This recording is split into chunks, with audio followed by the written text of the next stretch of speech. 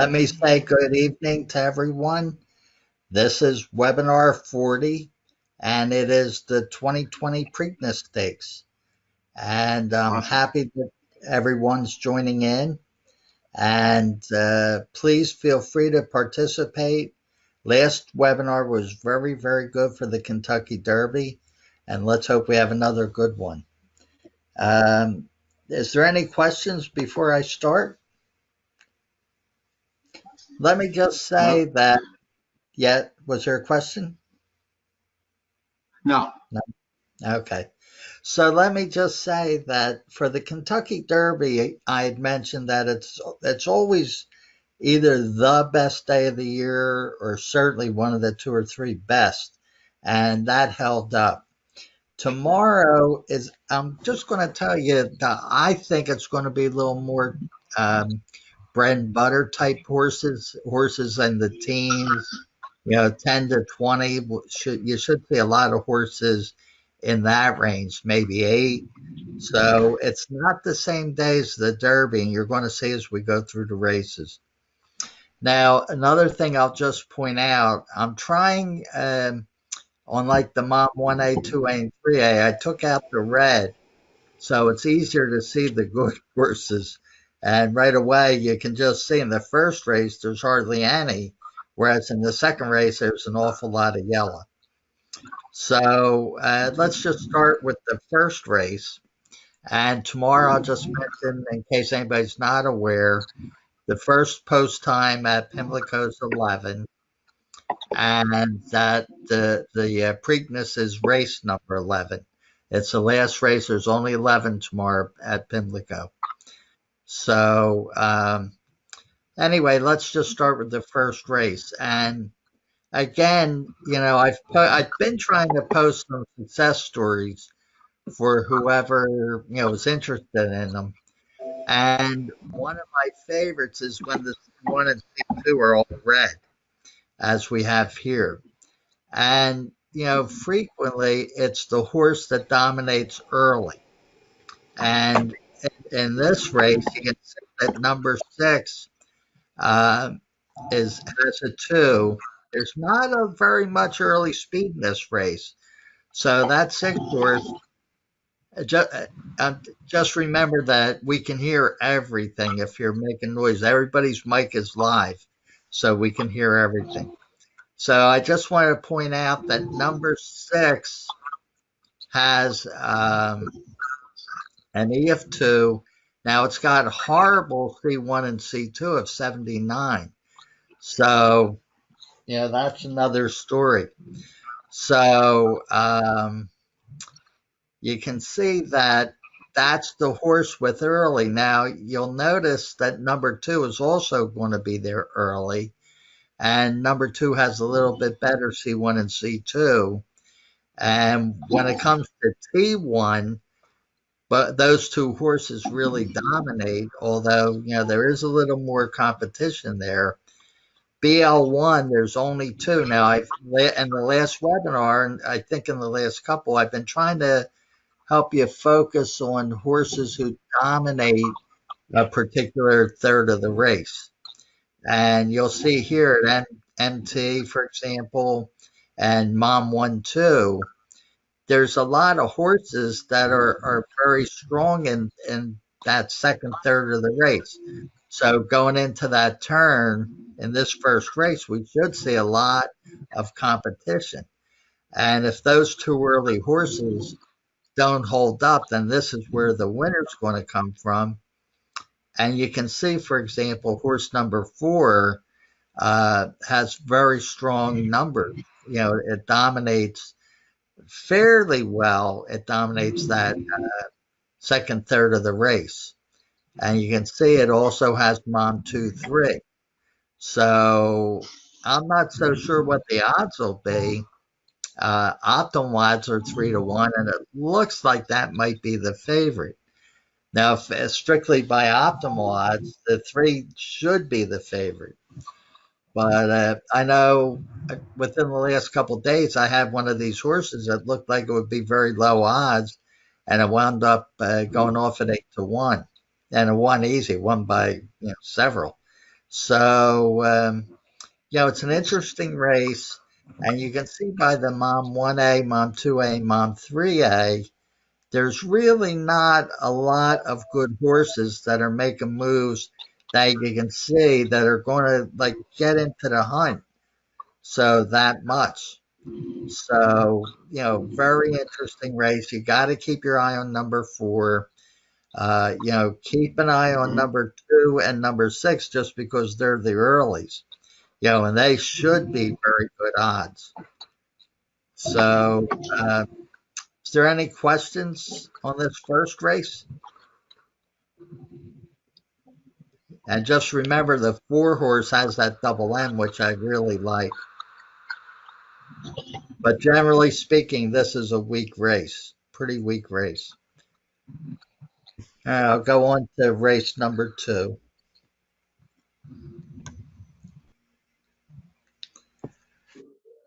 So this is quite the opposite kind of race. And again, on optimal odds, you see 3 horses with a 0.80. So, and this past week, I think it was this past week, we had one race where there were several of them that were optimal odds, very low. And I'm trying to think. I think one of them won and paid like $36 maybe. So, it was a huge overlay. And so in this race, you can see that the T1s, T2s, T3s, a lot of the BL1, the BL2, even the BL3, it's almost entirely green. Now you can see the fishing score is 7. So, this is a hard one to sort out. And you can look at Mom 1A, 2A, and 3A, and you can see it's some green and a lot of yellow. So the area you might really want to take a look at is Mom 1, Mom 1, 1, 2, 2, 2, 3, and 3, because Mom 1, 2, there's a lot of competition. But as far as who differentiates himself, who steps out a little, like the early horse, you can see that 7 horse is almost certainly going to get the lead.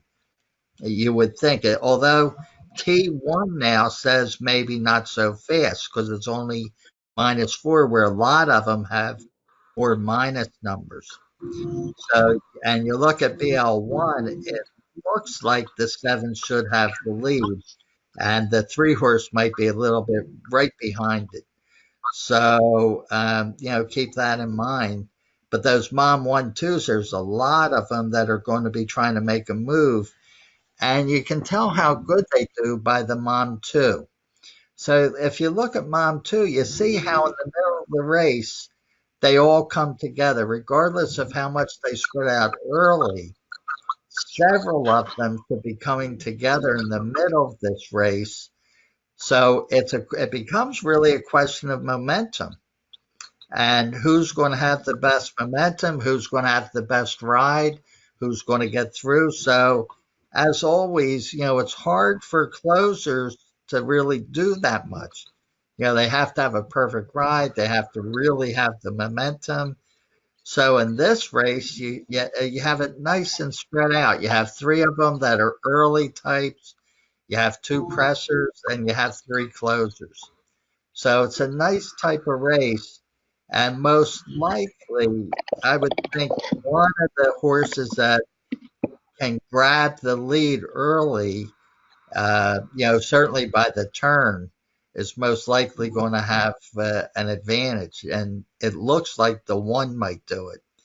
So, and the 1 also might be the favorite. The 5, we have optimal odds 10-1, but the morning line odds were under 2-1. So, hopefully that 5 horse will take some money and give us an overlay somewhere else. So, very interesting race. 6 horse of close, looks like it's going to be closing. It doesn't have yellow or green for Mom 2A, but it's not too far off of pretty much everybody else. So that horse could close if it's not too far back.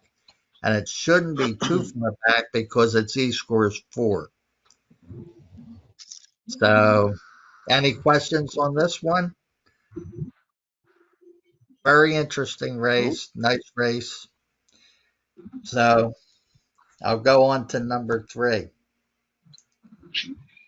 So now this is an interesting race.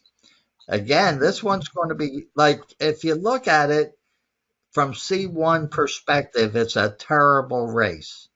If you look at it from a 3A perspective, it's a fabulous race.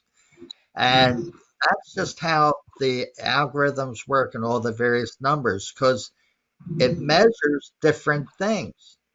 So, when it's kind of hard, I think, to wrap your head around it. The other thing about this particular race, there is no closers. So there's, like here, Mom 3A is all green, and you'd say, well, there's going to be closers, and you say Mom 2-3, there's a lot of green.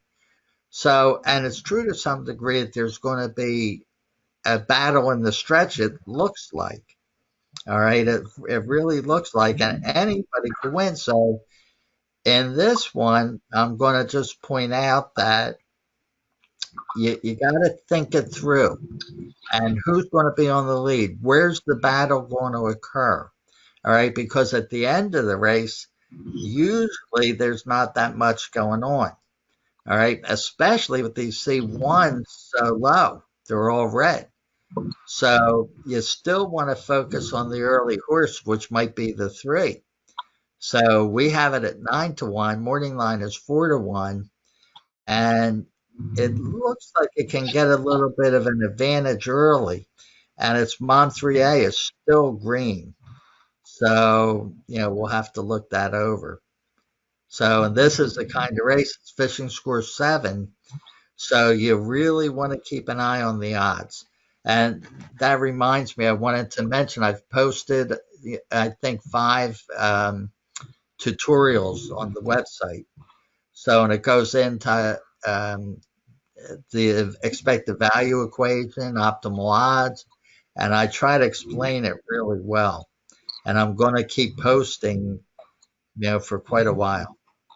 But anyway, this is one of the ones where your expected value equation and making sure in this particular kind of race, because all the Mom 3As are green, you really want to make sure you're getting a premium on optimal odds. And it should be easy because you have several of them. You have 5 horses with optimal odds below 10-1. So somebody should be a good bet tomorrow in this race. Any questions? All right. I'll go to number 4. And hopefully this race will stay big and fat like this with all these horses because you can see there's in Mom 1A, 2A, and 3A, it's one of them ones that's the equivalent of all red. I left it white so it's easier to see. I might go back to red, but for now, I'm trying to figure out what's easiest to see. So here, you have to look at C1 again. So in these earlier races, the C1 horses, the races are, basically good. It's pretty good day tomorrow, Pimlico. But the earlier races, we have a lot of weak horses that are running over their head. So this is one of those races. And again, like in this kind of race, it's TVP might be a little helpful only because it's such a weak race. And you look at the Mom 1A, 2A, and 3A, again, it's real weak. And you look at the early, and there's like nothing early. If that 3-horse runs and does what it looks like it can do early, it could just run away with the race. And you remember, it's 8 furlongs, and it's a fixed score of 9. So the longer the race, the more effective early speed is. So this, we have to see horse number 3, optimal odds of 16, morning line of 12. and it's got E of 2. There is a few other early, and there's some presser, so fairly good mix in this race. You got a lot of TVP horses. Don't forget the I's equal 9 and 8. So horse number 8 has an I equals 8. This is the kind of race, something like that is all it's going to take to win the race. Or else the P1, equals 1 or 2, P2 equals 1. You just got to stay alert and, really look for value, and look at the Mom 1, 2. Look at all those numbers. Almost all of them are in double digits. So they're all going to break a little slow compared to number 3, you would think. And then they're going to all try and come closer. Now, this race, they don't get as close in the middle as the race number 3. So, and my studies, it's kind of like an hourglass. They break kind of wide. In the middle of the race, they come narrow. And then towards the end of the race, they break wide again. They fall apart. Whoever can't run just falls to the back. So, and this race will be something of that nature. They won't get as close, though, as in race number 3. Is there anything else in this one? Most likely early speed. So, all right, let me go to the next one. We're moving right along. The Preakness is a good race tomorrow. It's not going to be the Kentucky Derby. All right, so in race 5, and again, this race is starting to pick up a little. It's a graded stakes race. Fishing score's only 3. So you have horse number 5 has that optimal odds of 80 cents, and it has RSR of 77, which is pretty good. So, and it says morning line of 1.4. This horse will probably go off below that. I would think this horse will go off maybe 4 to 5 or 3 to 5. So, but keep an eye on the race. Always keep an eye. And here, you have a lot of weak C1s, and you have two of them, horse number 5 and horse number 1, are so. It's better. It's not the best. It's not 100, but it's still helpful. Now here, you're starting to get a little bit of diversity in the BLs. You have 3 horses that have a good BL green. Then you have several have MT. If you look, the BL2s are all but one, horse number 7, still green, but it's 5 off. But this one is one of those hourglass races where they're going to be somewhat spread out for the first third of the race, and then they're going to come much closer together. For the most part, several horses in the second third of the race should be in the hunt, you would think. So in this particular type of race, you would think MS and Mom 2-3 would be very helpful. So, and you can see Mom 2A and Mom 3A, a lot of green and a lot of yellow. So it should shape up as a pretty good race. So you have a heavy favorite, and the heavy favorite looks good. Sometimes I'll say it doesn't look that good. This one looks pretty good, but they can all get beat. So, any questions on race number 5? No? All right, we'll go to race number 6. So now this is another fishing score 3. So, and if you look, you can see, this one, you got to get a sense of every race. This one doesn't have all the green, all the good numbers in Mom 1, Mom 2, Mom 3.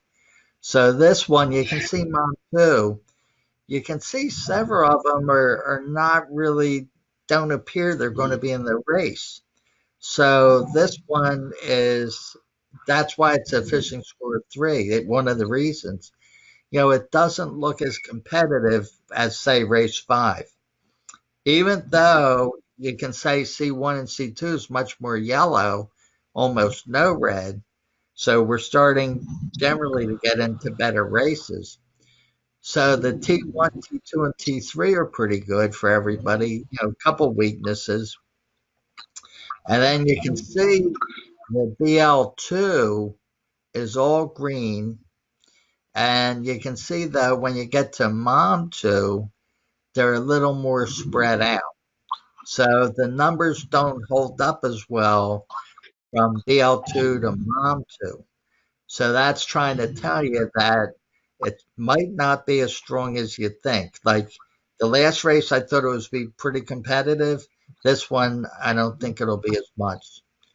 So, and then here you can see there's not as much green, none in Mon 2A, and there is a little in Mon 3A and some yellow. But this is not as strong a race as race 5 was.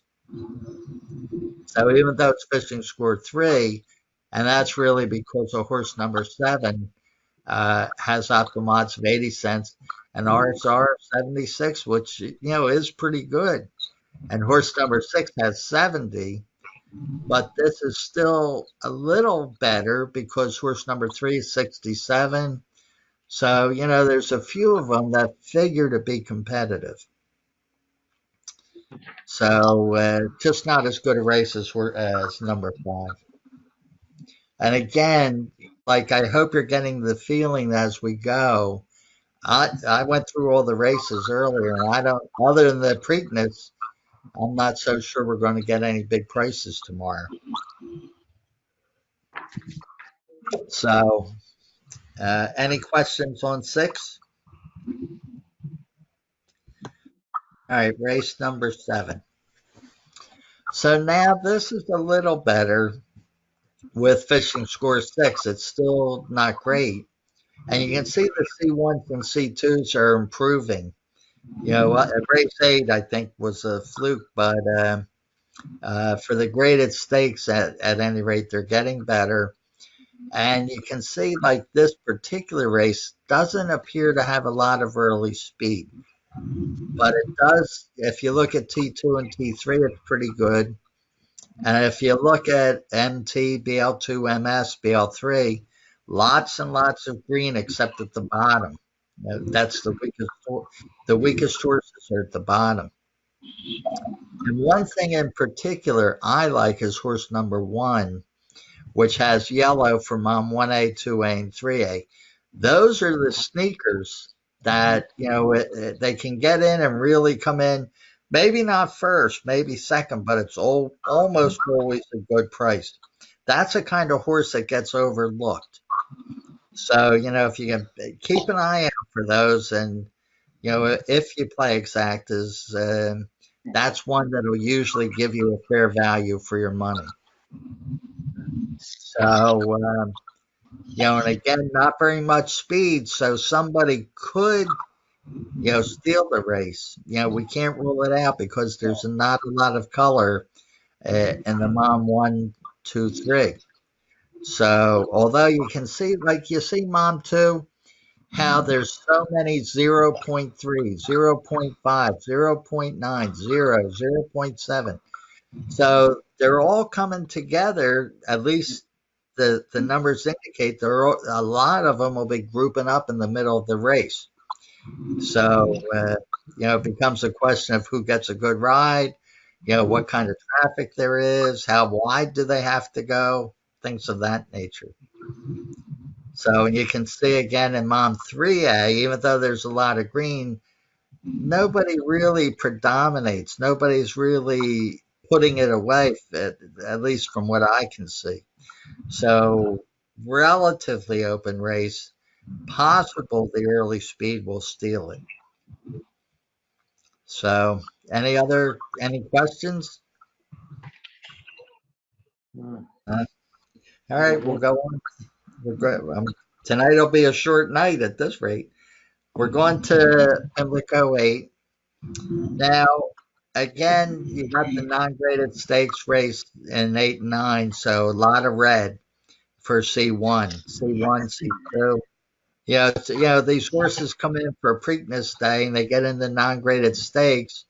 And the track has to fill the races, and you get these horses that are weak. So you can see again, Mom 1A, 2A, and 3A would be all red. So, just a weak race. So in a race like this, it's only got a fishing score of 7, and you have a couple RSRs at 68. So, you do have horse number 4 with an eye of 9, horse number 8 with an eye of 8. This is the kind of race, when it's this weak, with C1 and C2 red, with the Mom 1A, 2A, and 3A, just no color. I mean, look at the next race. You see a bunch of color. Here you see none. So, what's that? Well, in this race, C1, C2 is in yellow with the 8. Looks like, he's in a better. He's in yellow. Yeah. C2. Yeah. Yeah. So, this one, it's hard to say how it's going to go. You would think early speed would have an advantage.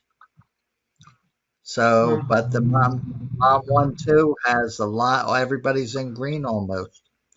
The Mom 1-1-2. He's got a 31.9. Right. That's big. Yeah. Well, all I can say is take it with a grain of salt, because possibly it broke bad last time. But on the other hand, we had one it's about a month ago we had one like this, and I can't really remember. It was a big number like that, and the horse won. I don't really remember the price, but it was big. So dropping down in class. Yeah.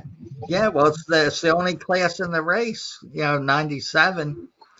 So they can do it. A lot of times, it doesn't hold up, but you got a lot of them. You got the 31.9, you got the 22.1, you got 26.2. So if any of them get running. The MT is the momentum at the turn, right? Right. That's the momentum, like going into the turn, second, third of the race. I got you. And he's got a 20. Yeah. Oh yeah, this it's slated for the turf. Yeah, it's something else to remember. It's slated for the turf, 8.5 furlongs on the turf. I think the weather will be okay, so it should go on the turf. I think today they were off the turf, if I recall.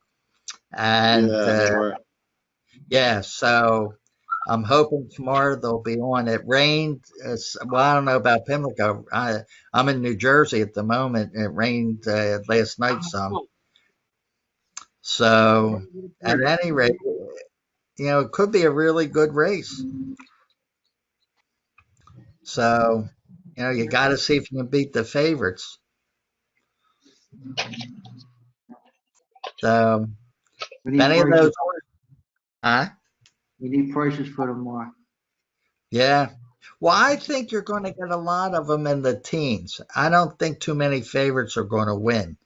Plus, Preakness Day, it's not Derby, but I think tomorrow will be good, because it does attract extra people. It's, again, it's not the Derby, so, but it should still be good, I think. When I was looking them over, it's hard to pick out like bombers that I could tell you, like, keep an eye out for this one. It's tomorrow's kind of more of a basic day, where you keep your eye on optimal odds and then look for clues, anything that's a telltale sign, especially in a race like this. That 4 horse with the eye of 9, could do something. It's, the trainers bring it into a prime spot. Sometimes they win, sometimes they run dead last. But an eye of 9, if you did nothing else but bet those, you'd make money. So, all right, anything else for race 8? All right, we'll go to race 9. So now, this one is kind of a little mixed. It's kind of, I forget if it was the first or second, but you see a lot of red in C1 and you see some yellow in C2. But when you go to Mom 2A, Mom 3A, and even Mom 1A, you got a fair amount of horses that are competitive from that perspective. So, yeah, I was just telling a friend of mine the other day, there was a really, terrible race. But I said, that horse won the race. And to the owners and the trainers, that's Secretariat. Somebody's got to win the race. So even though these horses aren't especially well suited for this race, somebody's going to come out looking pretty good. So, keep an eye again on early speed, but not like because you have C1s all red, usually that's a help for early speed. But when you have Mom 2A, Mom 3A, so much yellow and green, that really can open things up. So, be alert. Again, be all tomorrow, just be alert for good overlays. So, I meant before anything else because, you get a lot of amateurs tomorrow. So, it's easy to find overlays. Yeah. And this race, you don't really have that much speed. You got a lot of closers. So, one of those, if you look at E, one of those earlier pressers has a big advantage in this race. On all those closers, they're probably going to be too far back to actually win. So, any questions on 9? Gary, I got a quick question for you. Yeah. What's your suggestions on playing the pick 3s, 4s, and 5s? Well, to be honest with you, I don't play them. Okay. Because the whole thing, like really the whole thing, and if you haven't watched the tutorials, I really strongly suggest. I made them as good as I could, as interesting as I could. The number 5, I know is a little bit, a little difficult, but that's the worst one of them all. The others are easy because, at some point I had to go over the math. But the truth is, when you're gambling like this, yeah, the expected value equation really does control whether it's pick 3s, pick 5s, whatever.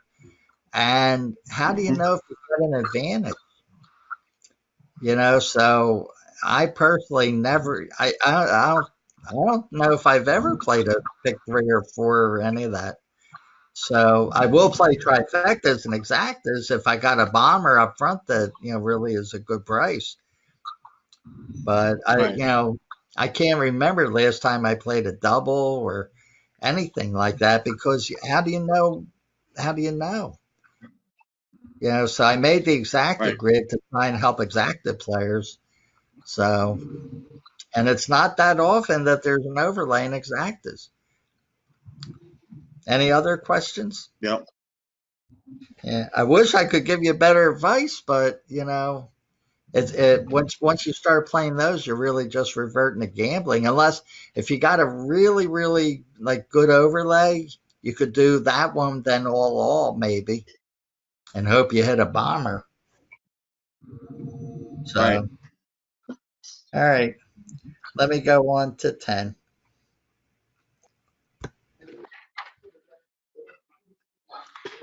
So now this one you got horse number 5, and the only the only thing I can say the red flag for horse number 5, if that horse doesn't win, you're going to get a huge price.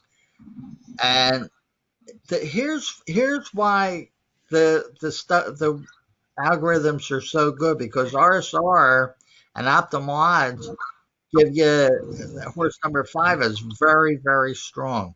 C1 says he's going way up, he's going way up in class. Now C2 says he's not going up that far, somewhat. But this horse could easily get beat tomorrow. So and if you look at everything, um, the mom two, two, three, three, it's not that good. And the C1 in and of itself, I mean, it is the best in the race. So the shame of it, well, except the 9 horse, but yeah, the shame of it is the horse could win. It's going to be a tough call. You'll have to see what else comes up, but all the rest of the optimal odds are pretty high. So, this one might be really tough to bet tomorrow. So that those numbers, optimal odds of 40 cents, RSR of 77, and the next one's 51. This five could win by 15 lengths. So, any questions? There's not a whole lot I can tell you on this one. I meant, there is some competition, but the RSR just makes it very, very difficult to go against it. Uh, All right, let's go to the Preakness. So, if you remember last time, um, for the Kentucky Derby, I said it was almost all closers, and whoever got out early was probably going to do pretty good, and it looked to me it was between the couple of horses, 17, 18, I think 16, and those were the earlies, and that's pretty much how it went. So this is not that race. This is totally different. So the RSRs are still pretty weak here.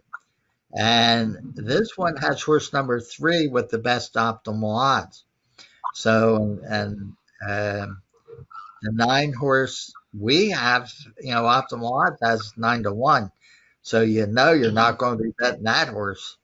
Unless, like if you watch the tutorials, you'll see like you're getting killed if you keep betting those kinds of horses. They're heavily overbet. And the 9 horse tomorrow will be heavily overbet. And the thing is, there's no guarantee that horse will win. It's the early, I meant that horse will probably have the lead. But take a look at Mom 2A, Mom 3A.